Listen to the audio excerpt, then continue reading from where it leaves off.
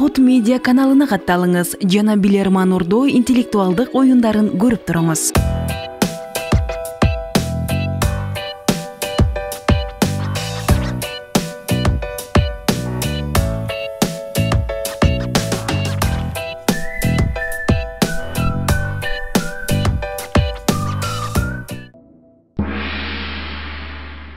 Assalamu alaikum, урматтуу телекөрүүчүлөр. Кутмандуу кечиңиздер менен айымда жана мырзалар, интеллектуалдар. Бүгүн 16 январь 2022 жыл Билерман Ордодо кышкы сериялар уландысы. Сиздерге каршы, ардактуу телекөрүүчүлөр, мына ушул команда ойногону келген. Бул команда Динара Сапарова жетектеген команда.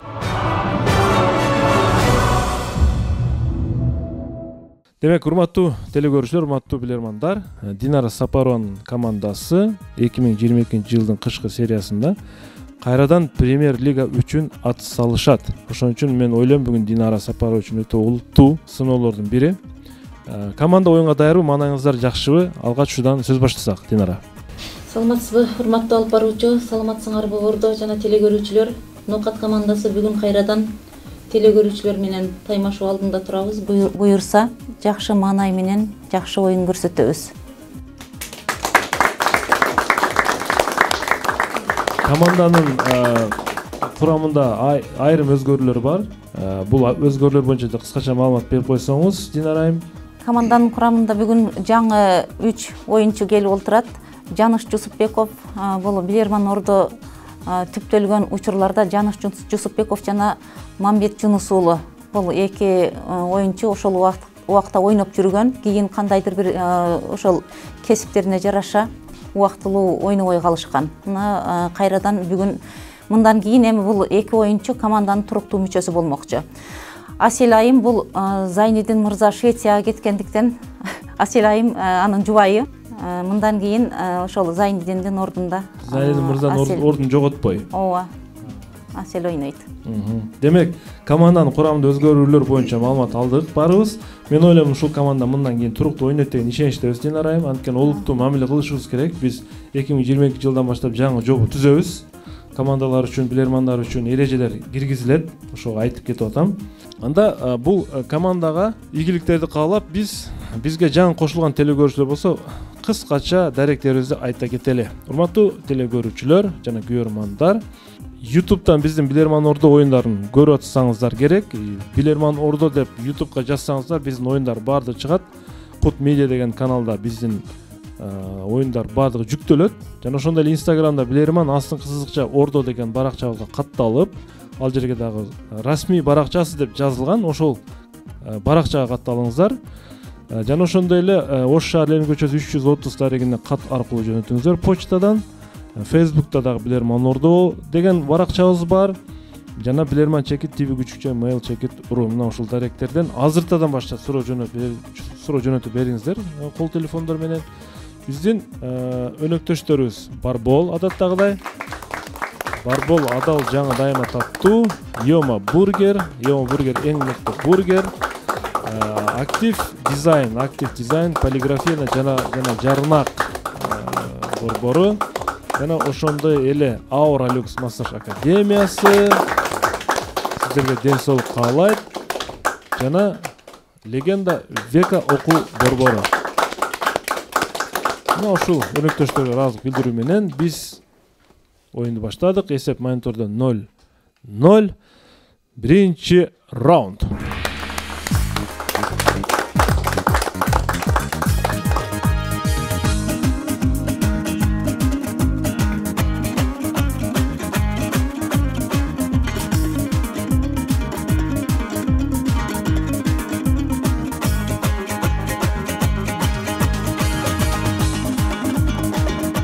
Абдуразак Жумабаев, Нарын облусунун Ат Башы районунан. Урматтуу билермандар, мындан бир топ жыл мурда, бир топ жыл деген өтө көп жыл эмес, бирок сумка, портфель, чемодан жасап чыгаруучу белгилүү дүйнөлүк бир компанияга дүйнөлүк масштабтагы маанилүү бир иш-чара же бир окуяга байланыштуу буйрутма келип түшкөн. Ага ылайык өзгөчө бир кейс жасалыш керек болчу. Кейсти билесиздер, дипломат же портфель түрүндөгү атайын бир кандайдыр бир нерселер алып жүрүлүүчү дипломат сыяктуу бир предмет, кейс деп коебуз. Анын ар кандай түрлөрү бар. Жана ал уникалдуу кейс ошол буйрутмага ылайык жасалып бүтөт. Маанилүүсү, кейстин кулпулануучу жери өтө сейрек кездешүүчү, кымбат баалуу рутений деген металдан жасалган. Рутений деген металл. Рутений өзү 1844 жылы Казань окумуштуусу Орусиядагы Карлос Клаус тарабынан ачылган. Рутений.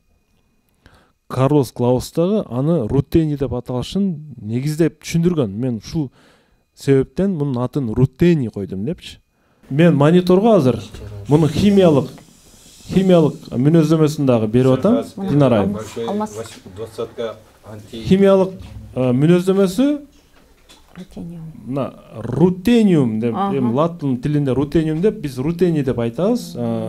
Көрүнүшү мындай алюмин сыяктуу негизи ушундай металл болот, бирок өтө кымбат. 1 грамм $15 турат негизи. Дүйнөлүк рыноктачы. Урматтуу билермандар, эми сиздерге суроо. Бул кейстин ичине эмнени салышкан? Эң бир таасирлүү, дүйнөлүк деңгээлде эле маанилүү иш-чарага тиешелүү нерсе болгон кейстин ичинде. Минута кетти. Бул рутений жөнөкөй басым жасап айтып туруп, анан ичине эмне салынган? Баалуу металл менен жасалып, ичине эмне салышы мүмкүн? Мамлекеттик сырлар болушу мүмкүн. Портфель компанияга дейт, буйртма атайын кейс чыгарыш керек болгон. Рутений металлы штамыга. Мамлекеттин ошол маанилүү немелери эмеспи? Документтери сакталуучу. Балким ошол пландары болушу мүмкүн. Жанагы демеле Андропов бийликке келерде ошол папканы урдап алып дипломатты. Россиянын немеси ошону менен неме болгон го. Ошол сыяктуу мамлекет маанилүү документтери бардык негизги документтери. Не болушу? Документтен башка. Рутений. Баалуу металл. Кулпулануучу. Ачкыч эмеспи? Мисалы, кулпулануучу болуп калышы мүмкүн. Может, токтомдор салуучу же коронавирус бар. Ар 20 жылдарда болот да. 1920-жылы, 2020-жылы, көп жыл мурда деп өтпөйт туурабы? Бир нерсе сакталуучу бир нерсе болушу да мүмкүн. Иш-чара өткөрүп атат. Иш-чара кандай иш-чаралар өтүшү мүмкүн? Ошо иш-чараны өткөрүш үчүн ушуну жасатып атат. Ичине эмне салынат? Ким жооп берет, Динара? Бул суроого Асель айым жооп берсин. Саламатсыздарбы? Биз команда менен келишип, бул суроого жоопту бүт мамлекеттердин сырлары сакталышы мүмкүн, информациялар, мамлекеттер жөнүндө информациялар болушу мүмкүн деп ойлоп атабыз.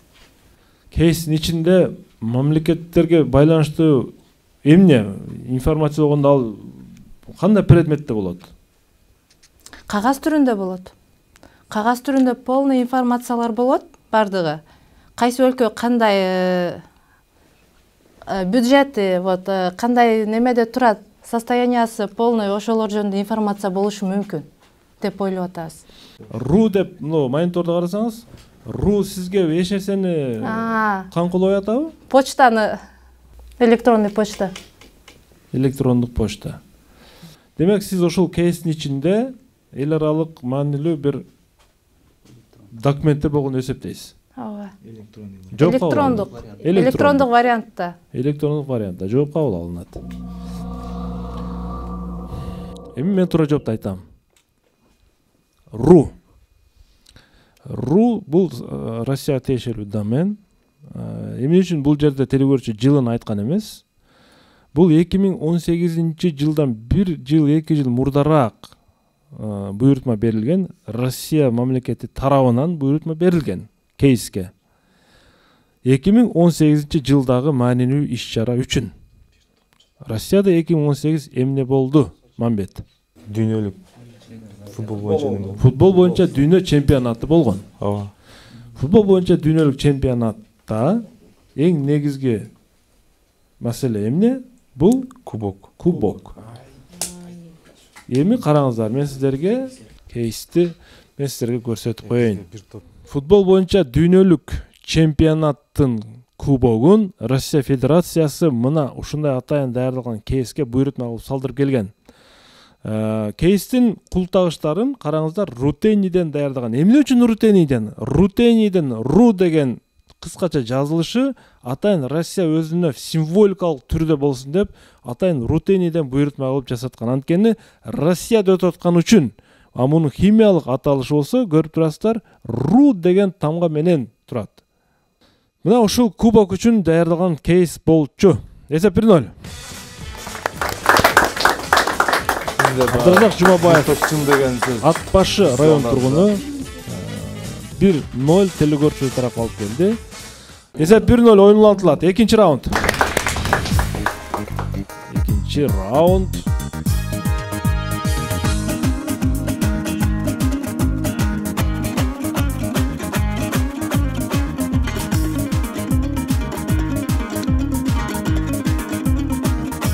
Исамидин уулу Жантурали Баткен району Кен айылынын тургуну экен. Эми суроо. Бул жабдуу, кайсы бир жабдууну предметти назарга тутуп атат деле көрүүчү. Окумуштуу инженерлер Дональд Хинкс, Александр Сергеевич Попов, радиоинженер Альфред Кросс жана Моторола инженерлер тобунун изилдөөлөрүнүн негизинде экинчи дүйнөлүк согушка жакынкы убакта ойлонуп табылган жана согушта да пайдасы тийген, колдонушкан согушта. Кайсы бир вариантын колдонушкан. Бирок согуштан кийин ал күнүмдүк турмушта ошондой эле коммерциялык максатта дагы кеңири жайыла баштаган. Азыркы күндө бул жабдуунун бир канча заманбап модельдери иштелип чыккан жана дээрлик бардык өлкөлөрдө бар. Урматтуу билермандар, сөз кайсыл техникалык жабдуу жөнүндө болуп жатат. Минута кетти. Телефон же радио, телефон. Альфред Кросс радио коммерциялык болуп атат, эми азыр күндө ошол мезгилдерде баягы Кабельный телевидение, кабель менен радио болушу мүмкүн, бирок бул мамлекеттерде колдонуп атат. Рация же радио болушу мүмкүн. Бул бизде вариант. Согушта бир элементи пайдаланылыптыр дагы, согуштан кийин азыр күнүмдүк немеде кеңири жайылган дейт. Бул радио эмес, башка бир ойлоп табылган нерсе болуш керек эле. Согуштун алдынан ойлоп табылган эмес да, бул радиолор 1840, бул согуштун алдынан ойлоп табылыптыр. Бир тамгалар менен неме кылат болушу эмес бекен? Телефон өзү эмеспи? Телефон жок, телефон 1844-жылы эле ойлоп табылган ол. 44-46 жылдары. 1876 ойлоп табылган телефон. Радио жаңы сообщение 1895 радио. 95, 76 телефон. Рация эмес? Рация жок. Убакыт бүттү, Динарайым. Ким жооп берет? Бул суроого Тойчубай мырза жооп берет. Тойчубай мырза. Урматтуу алып баруучу, урматтуу ордо, бул суроого көп эле варианттар болду. Телефон, бул жерде Алмаз мырза менен дайым келишип калдык. Бул жерде баягы азбука мырза чыгылдатып кабар берген информация аппарат болушу мүмкүн. Азыркы күндө современный өзгөрүлүшү бул телефондордо SMS жазуу, Instagram, Facebook жазуулар ошол мемеден системадан алынып калышы мүмкүн деген ой. Азбука Морзени иштеткен аппарат. Жооп кабыл алынат. Туура жооп. Бул рация болчу. Урматтуу команда. Жаныш мырза да туура вариант бар эле. Негизи Жаныш мырза айдап кайталап атты, бирок капитан Азбука Морзени туурарак көрдү окшойт. Бул кадимки бүгүнкү күндө көпчүлүк пайдаланып аткан рация техникалык жабдуусу. Исамидин уулу Жантурали Баткен районунун Кен айылынын тургуну экен. Телекөрчү тарапка дагы бир упай алып келди. Биз куттуктайбыз жана эсеп азырынча 2-0. Üçüncü rauнд.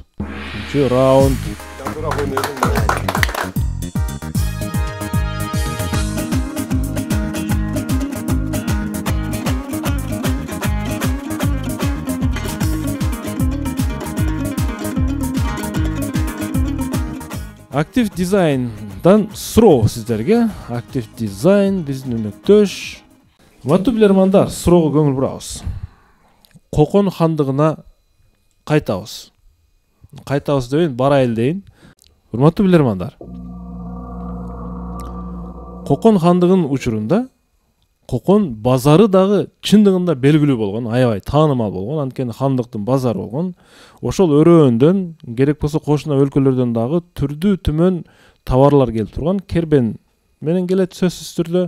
Демек, сөзсүз түрдө соодагерлер дагы келишкен туш тараптан. Бул жерде эң кызыгы кайсы тараптан келген товар, мисалы үчүн айталык, бир түрдүү товар, баасы да бирдей, Кокон базарына келсе, эгерде ал соодагер күн чыгыш жактан келсе, Кокон базарына, күн чыгыш тараптан келсе, андан Кокон базарынын администрациясы, айтор базардын жетекчилиги 100 теңге салык алса, бирок күн батыш тарап жактан келген соодагерден 50 теңге салык алган. Бир эле товарды алып келсе, экөө тең бирдей товар алып келеби, кандай баасы бирдей болот, бирок күн чыгыш жактан келген соодагерден 100 теңге салык алынса, күн батыш жактан келген соодагерден 50 теңге салык алынган. Эми билермандар, ойлоп көрүңүздөр. Бирдей товар, баасы бирдей, бирок эмне үчүн салык төлөөдө эки тараптан келгенге эки башка сумма каралып атат. Себеби эмнеде? Мындай болушу мүмкүн да, баягы динде да айтылат да, кыбла тараптагы кошунаңы дайыма жоктоп тур дейт да. Кыбла тараптагы кошунаңы. А немеде дагы эгерде батыш, күн батыш тараптан деп атат да. Биз намаз эми мисалы исламий динде дагы намаз окуганыбызда дагы күн батыш тарапка карап, ошо кыбла тарапка карап намаз окуйбуз да. Мындайча айтканда, менде вариант ушундай. Эгерде башка кылсаң дагы сөз кыбла тараптагы кошунаңа сөз беришиң керек дегендей. Бул бир вариант. Дагы бир башкачараак варианттарын карап көрөлү. Может, бул жактан арабтар келиши мүмкүн, же бир ушул. Арабтар келген, Кашкардан келген, Жаркент, эмеден, Үрүмчү, Турциядан келген Кокон базарыначы. Дагы кийинки вариант неме болушу мүмкүн. Ошол товар күн чыгыш тарапта, мисалы үчүн азыраак же көбүрөөк өндүрүлүп, батыш тарапта азыраак өндүрүлүп, анан чыгыштан көбүрөөк алып келсе, көбүрөөк. Жок, бирдей эле товар деп атат да. Ошол азыр, ошол товар чыгышта көбүрөөк, батышта азыраак болушу мүмкүн. Анан жааныштын варианты дагы. Жааныштын варианты жакшы эле. Башка вариант жокпу? Кайсыга токтолобуз? Ошого токтоло беребиз, башка вариант жок болсо. Азыр эки эле вариант болуп калды. Дагы башка вариант карап. Бул бир эле товар деп атат. Динарайым. Урматтуу алып баруучу, бул суроого Жаныш мырза жооп берет. Урматтуу алып баруучу, бизде азыр вариант мындай болуп атат.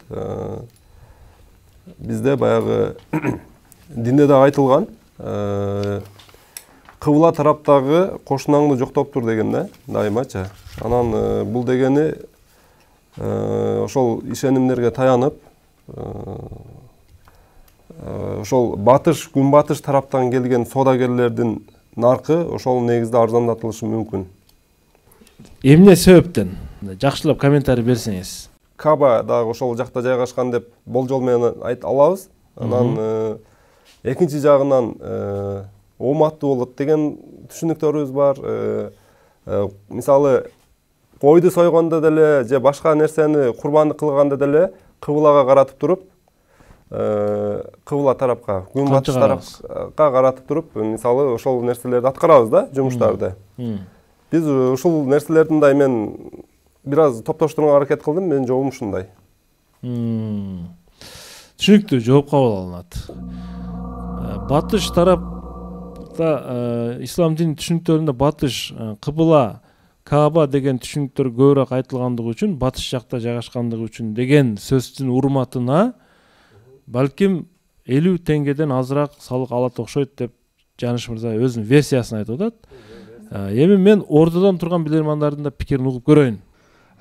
Батыш тараптан келген соодагерлер кайра кайтканда күн тийип көздөрүнө кыйналышат. Ошондуктан алардын ден соолугу үчүн арзаныраак алган болуш керек. Кайтып атканда дейсизби? Кайтып атканда күн ошол тарапта болот. Келип аткандачы? Келип атканда билбейм, келип атканда балким күнчө электе келеби билбейм. Же балким келип атканда деле күндү карап келип көздөрүнө зыян болгон үчүн ушундай болсо керек деп ойлоп атам да. Түшүнүктүү. Илгиз мырза? Урматтуу алып баруучу, мендеги маалымат боюнча ошол батыш тараптан келе жаткан соодагерлердин көзүн күн көбүрөөк чагылыштырат. Демек ошол кыйынчылыктарга чыдап булар келишет да. Ал эми чыгыш тараптан келгендер булар эч кандай көзүнө зыян болбой мындай жеңил желпи эле шаарга соода үчүн кирип келишет. Ошол жагдайды эске алуу менен булар салыктын өлчөмүн аныкташкан. Түшүнүктүү. Батыш жактан келген конокторго эмне үчүн салык аз болуп атат? Булар келе жатканда дагы күнгө көзү чагылышып келет. Базардан кайтып баратканда да күн батып атканда, күн баткан убак асырдан шамга чейинки убакта дагы күн тиет да көзгө, Жаныш мырза. Көздү чагылышып, айтор соодагер кыйналып келип кетип атат деп базар жетекчилиги 50% салыкты арзандаткан экен. Караңыздар. Бул адилеттүүлүк деп ойлойм мунучу. Соодагерге кылынган адилеттүүлүк. Эсеп 3-0 тилекке каршы. Телекөрүүчүлөргө кетет бул раунддагы. Актив дизайн. Биздин өнөктөрүбүзгө чоң рахмат. Аябай кызыктуу суроо жөнөтүшүптүр. 4-чү раунд.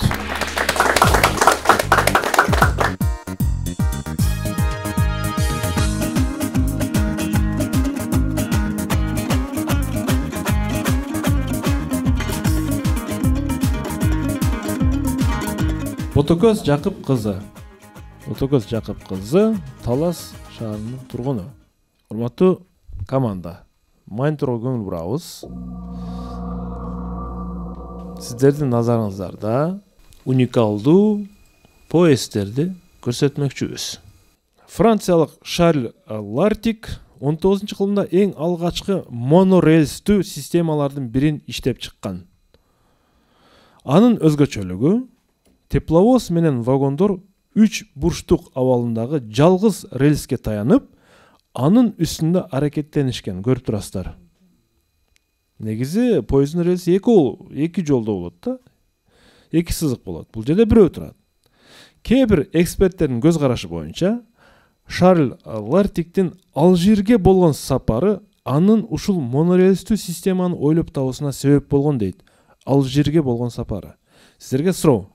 Шарль Лартик Алжирде эмнени көргөн эле? Минута кетти. Адам чөлдү? Чөл бар ооба.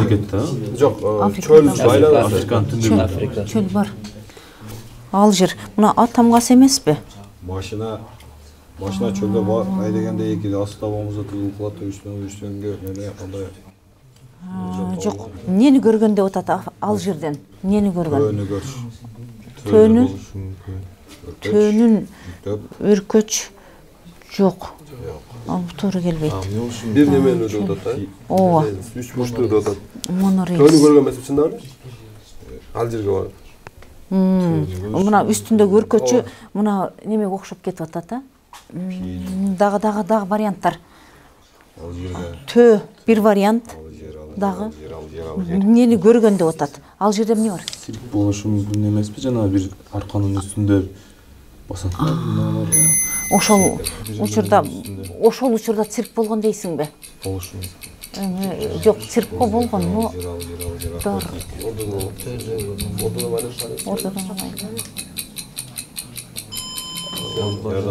Убакыт бүттү, ким жок, Урматтуу алып баруучу, Ордодон жардам алабыз.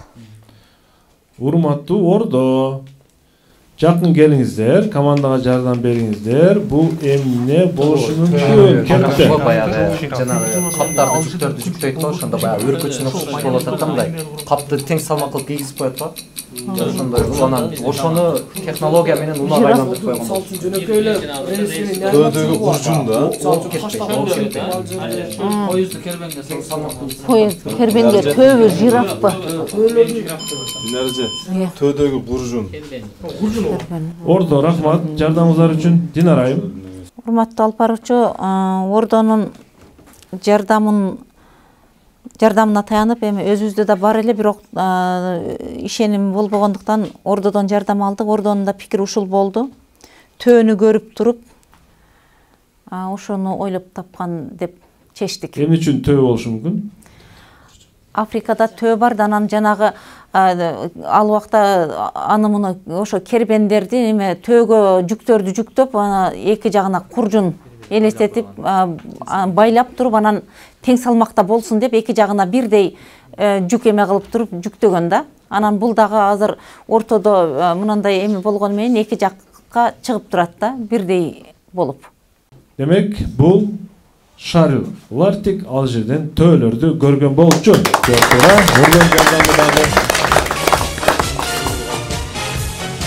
Команданын өзүндө дагы менимче Тойчу мырзадан төө деген варианттар чыгып атты. Анын демек бышыктоо үчүн команда Ордодон жардам алды окшойт.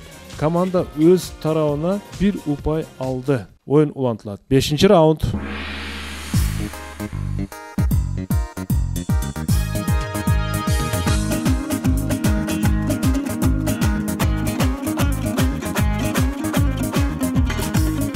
Жаныбек Алимбеков, Бишкек шаарынын тургуну, сиздерге каршы суроо берет.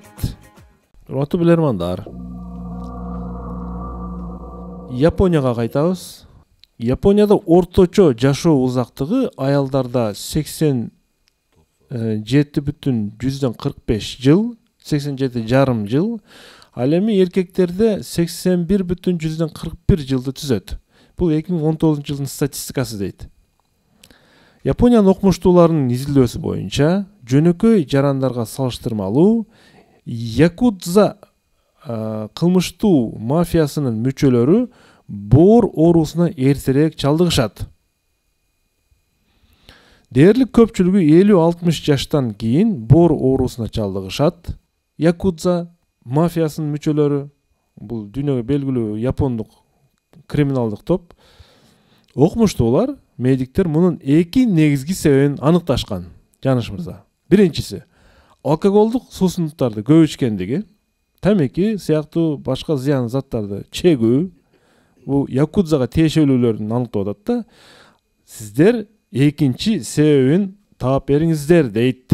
Кетти минута. Татировка болушу мүмкүн. Якудзалардын чыпалагы жок болот. Бир чыпалагы. Анан ол таасир тийгизбейт, а? Якудзалардын ба? Анан якудзалар сөзсүз түрдө татировка тагышат. Себеби дегенде боор оорусу бул баягы канга байланыштуу болот да. Алкоголь көп ичсе, боор оорусуга келип чыгат. Татировка, да. Анан экинчиси ошо татировка болушу мүмкүн. Кандай? Татировка баягындай денесине сүрөт тартып. Неме колдуку таасир этпейт эч нерсе. Татировка кетет ошо. Татировка. Анда убакытта үнөмдөйлүгү. Дагы кандай варианттар? Башка бир вариант. Башка вариант дагы болушу мүмкүн боор оорусуна. Тренировкасы да эмес. Тренировкада болбойбу? Баягы кылычтагы. Балким тренировкада баягы суусундук. Крим болсо мындай бир подвалдарда. Кылыч мына. Постоянно темир. Азыр сабыры менен Якудза. немеде темир колушпайт да. Бар да. Кылычсыз болобу? Кылычты тагып жүрүшкөн да оң жагына. Ушундай жери да бар. Анда бөйрөккө бериш керек эле бул. Муздак нерсе болсо. Жок, өзү. Муздак болсо бөйрөккө неме кылабы? Оң жак. Динар айым. Урматтуу алып баруучу, бул суроого Алмаз мырза жооп берет. Алмаз мырза. Урматтуу алып баруучу, биз варианттар болду. Бул медицина тараптан эки вариант тең туура келип атат. Биринчиси жана сиз айткандай алкоголь, бул ошол боор ооруга алып келет, акыры барып цирроз болот. Анан экинчиси бизден командадан айтып атышат. Ал жакта якудза мафиясында татуировка кылышкан деп, татуировкада дагы ошол гигиеналык эмелер сакталбайт. Ошол биринин эмесин экинчисине болуп, ошон үчүн гепатит деген оору күчтүү болот. Ошондо биз ошого келип такалдык. Татуировкадан бул азыркы акыркы немедеги көйгөй бар жокто эле бар. Особенно түрмөгө түшкөндөрдө болот. Сиз бул жерде якудза мафиясы дегенде ошол мен дагы татуировканы кылгандыгы деп ошого келип токтолдук. Жооп кабыл алынат. Боор оорусуна эртерээк чалдыгышынын экинчи себеби денелерине тартылган татуировка себептүү экен. Жооп туура. 3-2 эсеп. 3-2 жана команда бул раундда өзүнүн пайдасын алды. Oyun улантылат. 6-чы раунд.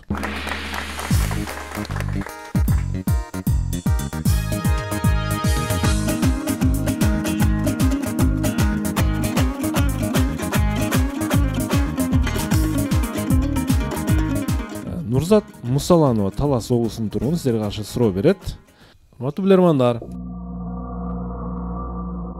Белгилүү манасчы Саякбай Каралаев кыргыз телевидениесинде ошол кезде бул билесиздер, бул телевидение аркылуу бул мурас болуп калды. Саякбай Каралаевдин видеолору. Кыргыз телевидениесинде ошол кезде иштеген Турсун Уралиев аттуу кызматкерге тамаша иретинде Жан Койбос деген лакап ат коюп алган экен Саякбай Каралаев өзү. Жан Койбос. Ошондо Турсун Уралиев деген кызматкер кандай кызматты аркалаган болот телевидениеда? Минута кетти. Бул да оператор эмеспи? Бардыгын фотожурнал кеске кайталап эме кылган. Жан Койбос. Ал болушу мүмкүн, режиссер дагы. Оператор болушу мүмкүн, анан режиссер болушу мүмкүн. Журналист тумбай барып, давай. Телевидениеде жок, журналист эмес, бул телевидениеде иштеп атат. Режиссер, оператор иштеп атпайт телевидениеде. Ошол информацияларды ошо тартып кетет да. Эмнеге Жан койбойт? Жан Койбос деп. Кандай болосуң, сен кайтып аткарып атасың, каяктан келдиң, эмне жаттадың, тележурналист дагы. Кайсыга токтолобуз? Азыр убакыт бүтүп калат. Оператор болушу мүмкүн, жөө болушу мүмкүн, жамгыр жаасаң айтып баягы кыргызбай болсо тартып жанын койдурбай, кындырбай. Ооба, ошол кимдин алат? Режиссер болушу мүмкүн. Режиссер болушу мүмкүн. Ал келип тартып атат да анан кайра эле токто деп бир жерге оңдош үчүн кайра неме кылып. Сапарова ким жооп берет? Бул суроого Мамбет Жунус уулу жооп берет. Урматтуу алып баруучу, бизде көптөгөн варианттар чыкты. Оператор, журналист, режиссер сыяктуу. Анан ошолордун баарынан биз режиссер болуп иштеши мүмкүн деп токтолдук. Демек сиз бул режиссер деп ойлойсуз? Ооба. Жооп кабыл алынат. Талкуу учурунда үн режиссердин талкууда айтылды. Бул үн режиссер эмеспи деп Жаныш мырза айтты, Тойчой мырза айтты, билбейм, бирок үн режиссер деп айтылып атты талкуунун ичинде. Эми Саякбай Каралаевдин өзүнүн феноменине келе турган болсок, Саякбай Каралаев бизге негизги Саякбай Каралаевдин бул манас айтуу. Манас айтууда бул үн болбосо ал манас айтуу билесиздер канча этаптан турат, туурабы? Ошон үчүн Турсун Уралиев мунун жанын койбойгон да, кайрадан сүйлөңүз, кайрадан азыркыдай да, сүйлөп коюңуз, баштаңыз депчи. Режиссер, оператор кармап тура берет камеранычы. Мына ошон үчүн Турсун сен Жан Койбос экенсиң деп үн режиссерун айткан. Эсеп болсо азыр мына жалпы эсеп 4-2, азырынча 4-2. 7-чи раунд.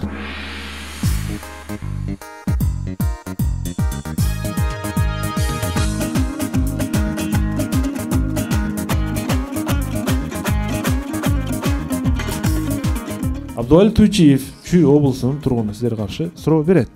Урматтуу билермандар. Америкалык журналист, изилдөөчү Джеффри Лили Тоолор кулаган доор аттуу китебинде туңгуч агартуучу Касым Тыныстановдун камакка алынышы жөнүндө учкай маалымат жазган. Белгилүү болгондой, Сталиндик репрессия мезгилинде Кыргызстандан 40 миңге жакын адамдын каза болгондугу айтылат. Ошол мезгилдерде НКВД деген катаал бир кызмат болгон билесиздер. НКВД камакка алынган адам менен эң жакын мамиледе болгон адамдарды да кармоо иштерин үзгүлтүксүз жүргүзүп турган. Кызыгы, Кайсы бир адамдын эң жакын адамдарын аныктоо максатында алар эң жөнөкөй бир ыкманы пайдаланышкан. Сиздерге суроо. НКВД кызматкерлери кандай ыкманы колдонуп, ошол кылмышка шектүү деген адамдын жакындарын билүү ыкмасын табышкан? Минута кетти. Так. Семьялары репрессияланган эмес, ошондо жакын адамдарын дегенде. Бул америкалык журналист кандай билет дейм да? Ооба да. Кандай болушу мүмкүн? Вариант таштагыла. Тилинен билген эмеспи? Тилинен. Жакын адамдар. Дининен же болбосо бул жактан немелер информацияны жөнөтүшкөн, репрессияланган немелерди даже план мисалы бир суроо берип же бир нерселер ушуну тапсаңар деп ушундай бир сыяктуу нерселер кылган эмеспи? Тапсаңар деп суроону ортого салып, мисалы ошо кимге неме болуп турат, ушуларга жеңилдик болот. Анан дегенде бул ушундай бир ыкмалардын негизинде жеңилип калышы мүмкүн вариант да. НКВД эл душмандарын тапкыла деп приказ берген, даже план койгон, социалисттик мелдеш жарыялаган баягы немелердин ортосунда ким көп эл душманын таап берсе, ошого сыйлык берипчи. Анан ошол именно Касым Тыныстановдун немеси, Поливановдун айынан камалган да, бул репрессияланган. Бир айылдан бирден сотрудник алган эмеспи ошого? Бирден эмес, 3 жылдык болгон, партиялык неме болгон. Бир жергиликтүү так вариант чыкпады. Ошондой болсо да жооп бергенге аракет кылып көрөйүн. Кайсылык ма экенин так айта албайбыз, но Касым Тыныстановдун репрессияга учурашы окумуштуу Евгений Поливановдун Москвадан гугунтукталып, Москвадан кызматтан бошотуп чыгарып беришет. Аны Кыргызстанга жөнөтүшпөйт да. Ал Москвадан чыгып туруп анан өзү тил изилдөө үчүн Кыргызстанга келип калат. Өзүнүн ишин уланта берет. Анан ошодон улам эле ким менен байланышты деп Касым Тыныстановду менен байланышып эме кылып атат дегенде, анан Касым Тыныстановдун бул жактан эмесин иликтей баштайт.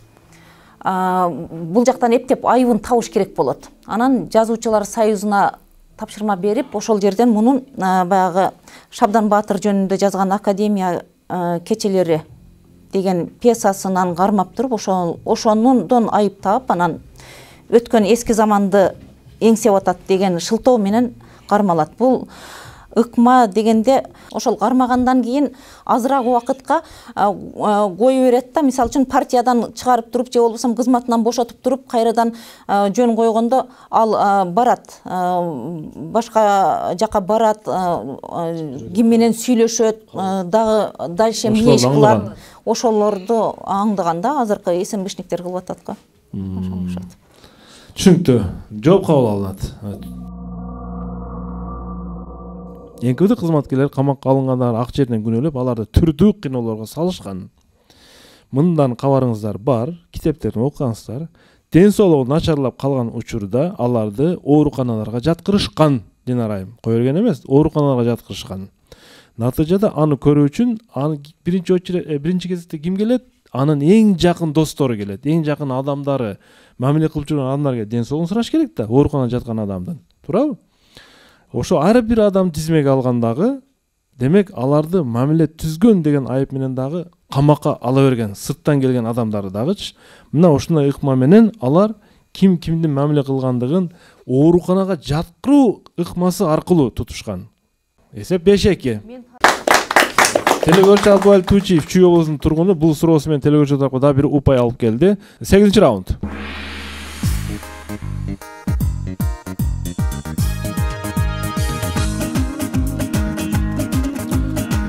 Супер Блиц.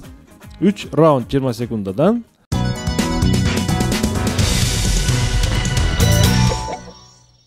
Команда даяр.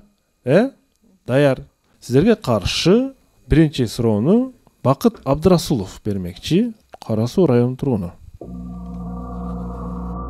Урматтуу билермандар, дүйнөлүк спорттун бул түрү менен машыгып жүргөн спортчулардын көпчүлүгү, башкача айтканда 70%дан көпчүлүгү жок эле дегенде өзүнүн бир тишинен айрылган. Тойчубай мырза, бир тишинен. Бул спорт мушташ же уруштун түрү эмес болсо дагы, бул спорттун түрү менен машыгуучулардын тиштери эмне үчүн түшүп калат? Бул оюн дүйнөлүк олимпиада оюндарына дагы киргизилген. Спорттун кайсы түрү? Кетти. Урматтуу алып барчу. Азыр 20 секунд берди. Мөөнөтүнө жооп барбы? Хоккейден башка жокпу? Жок. Бокс эмес да. Жок, бокс эмес деди. Хоккейден. Ошол эле. Хоккейде Хоккей, шайба тиет. Болбоду дегенде деп атат. Динара айым. Бул суроого Мамбет жооп берет. Мамбет мырза. Мамбет мырза. урматтуу алып барчу, бул спорттун түрү хоккей болушу мүмкүн. Хоккей менен машыккан спортсмендердин. Биринчи суроонун жообу туура, бул хоккей. Экинчи суроо. Тынчтык Жумабеков. Чжанчжоу провинциясы Кытай. Урматтуу билермандар, жазыңыздар. Мен эми айта берейин, иероглифке сиздер көңүлүңүздү бурбай, мен сөзүмө көңүл буруңуздар, сөзүмө. Дянь нао деген сөз жөнүндө. Дянь нао. Дянь бул электро дегенди билдирет. Урматтуу Мамбет мырза, дянь электро дегенди билдирет. Нао деген сөз ме дегенди билдирет экен. Дянь электро, нао ме. Демек, ошондо дянь нао деген сөздүн жалпы мааниси кандайча айтылат? Кетти 20 секунда. Электрондук флеш карта. Память. Флеш карта. Биоматериалдык плат. В общем, память дегенде электронный. Память, да? Башка вариантта болчу. Компьютердин меси. Процессор. болушу да. Процессор. Компьютердин меси деп Меси. аталат. Ооба. Жок, бул жерде баягы башка Процессор, флеш карта. Экөө бир эле деп айтты. Экөө бир эле. Электрондук документ. 20 секунда бүттү. Динара айым. Дянь нао эмне деп айтылат ошону бизче? Бул процессор. Компьютердин процессору. Компьютердин меси. Процессор, флеш карта. Туура жооп. Дянь нао бул компьютер дегенди билдирет экен. Жооп туура негизинен. Компьютер. Жалпысынан эми компьютер, процессор сөзсүз болот. Үчүнчү акыркы суроо. Команда туура болсо 1 упай алат. Гүлмира Туганбаева, Токтогул районунун тургуну. Урматтуу билермандар. Фараон Тутмос экинчинин өлүмүнөн кийин башкаруучу болуп анын жесири Хапшитсут башкарат. Хапшитсут деген фараон болду. Бирок египеттиктердин ою боюнча эркектер гана башкарганы жакшы болот дешкен башкарууда. Анда Хапшитсут өзүнө эркектин атын алып, өзүн эркек кылып көрсөтүүгө буйрук берип, жана эркектин кийимин кийип жүргөн. Ошондой эле эл алдына ал ушул буюмду колдонуп чыкчу. Сиздерге суроо, Хапшитсут кандай буюмду эмнени колдонгон көпчүлүккө чыкканда? Кетти. Үнүн жоонотуппу? Жок, буюм да атат берде. Буюм. Баягылары эмес. Маска кийенби? Маска деле буюм да турабы же буюм эмеспи? Эркектер. Шол маалда эркектер эмне таган? Буюммуз курал болот да кылышпаса. Кийимин эркектердикине кийип жүргөн. Кийип атат. Буюм. 20 секунда аяктады. Бул фараон, бир гана ошол фараон аял болгон, ал ошо эркек өзүн эркекче эме кылып жүргөн, алып жүргөн, эркекче кийинип жүргөн ар дайым. Жасалма сакал менен анан колуна кылыч, шит ошол сыяктуу буюмдар менен чыккан. Буюмдар менен. Мен бир буюм дедим да. Бирөөнө токтолсоңуз жакшы болот эле. Сакал коюп чыккан. Сакал коюп чыккан. Жооп кабыл алынат. Туура жооп. Египетте фараондордон башка эчкиндин сакал коюуга акысы жок эле. Хапшет суд фараон милдетин аткарчан соң ал сакал коюп жүрүш керек. Жасалма сакал менен чыккан. Блиц раунд команда үчүн ийгиликтүү болду. Жалпы эсеп азырынча 5-3. 5-3. 9-нчу раунд.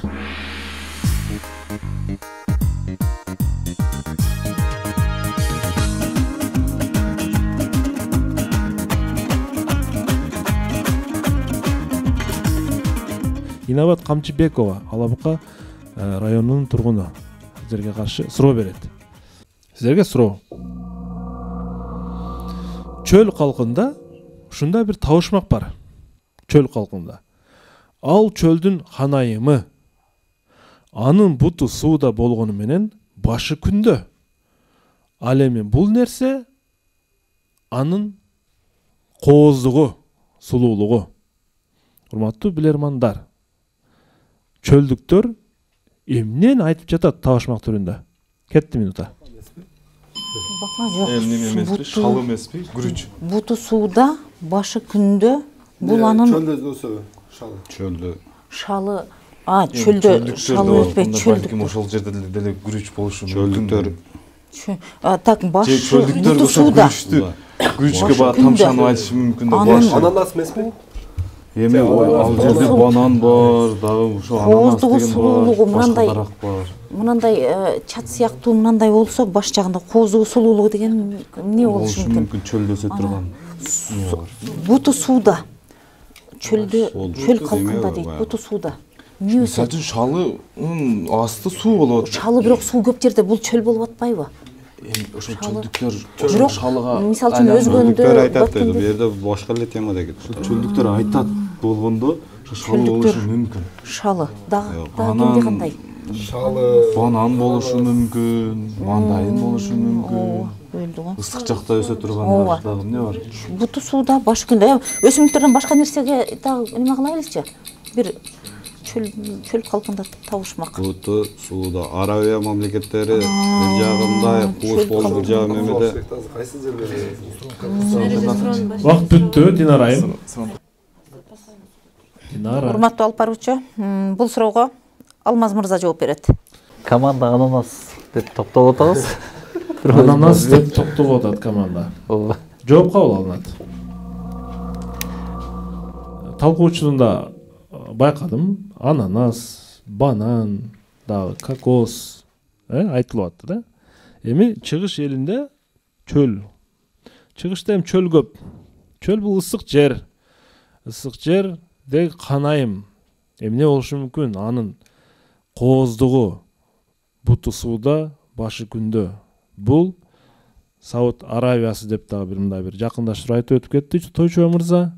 Бирок Сауд Арабиясында гана эмес, бул чөлдүк, бардык чөлдүү аймактардагы республикалар, мамлекеттерде өсөт. Бул кадимки курма, урматтуу билермандар, курма болчу. Кадимки курма. Араб өлкөлөрүндө өскөн, биз жеп жүргөн курма. Урматтуу билермандар. Демек, ушинтип бүгүнкү мына Инабат Камчыбековда Алабука районунун тургуну силерге каршы суроо берип, жалпы эсепте 6-3 эсебинде бүгүнкү оюн ушинтип жыйынтыкталды. Телекөрүүчүлөрдүн пайдасына бир кол чаап коелу.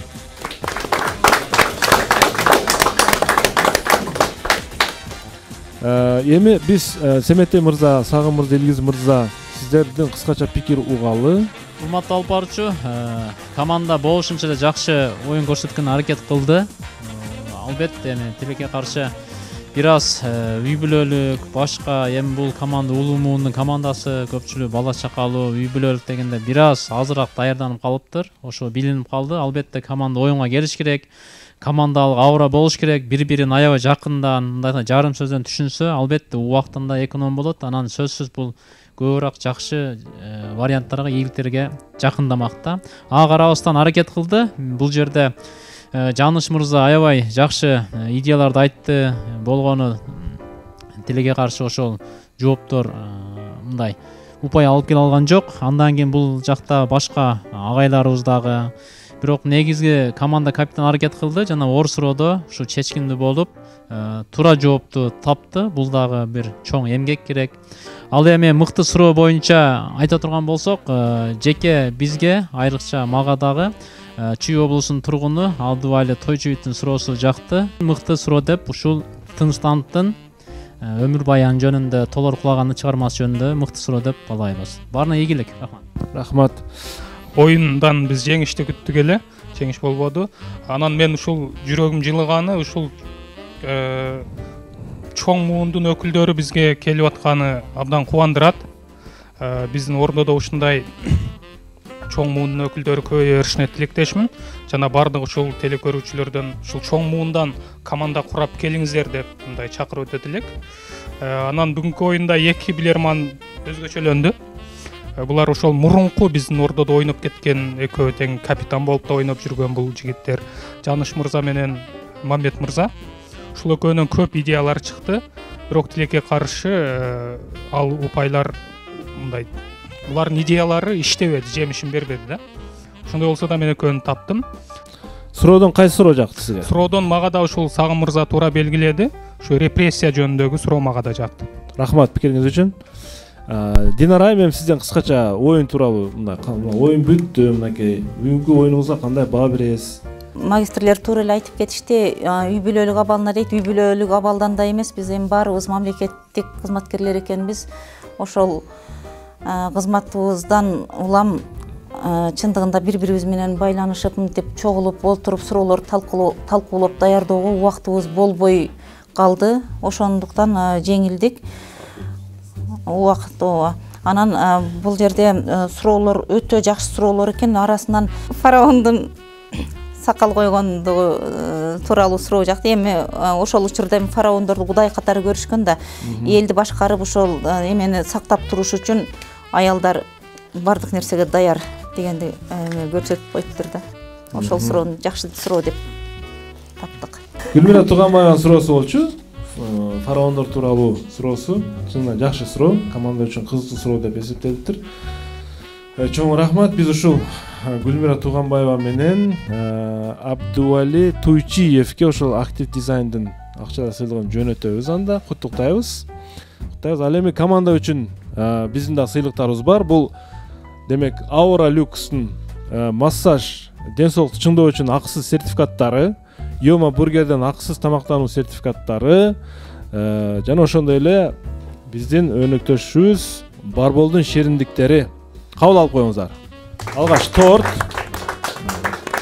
сертификаттар кабыл алып коюңуз. Динара Йома бургерге акысыз 6 адам үчүн акысыз тамактануу, Aura Lux массаж академиясынан ден соолук чыңдоо үчүн акысыз сертификат барып, ошол жерге барып ден соолук чыңдап келиңиздер. Динара